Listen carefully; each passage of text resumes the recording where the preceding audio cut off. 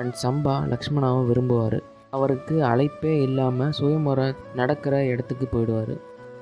அங்கே போனது மட்டும் இல்லாமல் லக்ஷ்மணாவை கடத்தி கூட்டிகிட்டு வந்துடுவார்.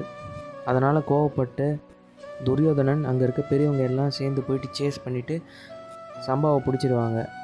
சம்பாவை பிடிச்சது மட்டும் இல்லாமல் ஜெயிலில் போட்டு அவரை டார்ச்சர் பண்ணுவாங்க. அண்ட் அதுக்கப்புறம் மறுபடியும் லக்ஷ்மணாவுக்கு சுயம்பரம் வைக்கும்போது எந்த நாட்டுக்கார ராஜாவும் வரமாட்டாங்க. ஏன்னா சம்பா கடத்திட்டு போயிட்டான் அப்படின்றதுனால. இன்னொருத்தர் கவர்ந்து கூட்டிகிட்டு போயிட்டாங்க. இதுக்கப்புறம் நாங்கள் எப்படி கல்யாணம் பண்ணுவோம் அவங்கள அப்படின்னு சொல்லிட்டு மற்ற ராஜாக்கள்லாம் சுயம்பரம் விட்டு போக ஆரம்பிச்சிட்டாங்க. அதுக்கப்புறம் சம்பாவை சிறைப்பிடிச்ச செய்தி பலராமர் காதுக்கு போகுது. பலராமர் போயிட்டு கிருஷ்ணர்கிட்ட சொல்கிறாரு, சம்பாவை சிறை பிடிச்சிட்டாங்க, துன்புறுத்துகிறாங்க அவனை ரொம்ப அப்படின்னு. கௌரவர்கள் நம்ம எதிரின்னு தெரிஞ்சோம் அங்கே போயிருக்கக்கூடாதுன்னு கிருஷ்ணர் சொல்கிறாரு பலராமர்கிட்ட.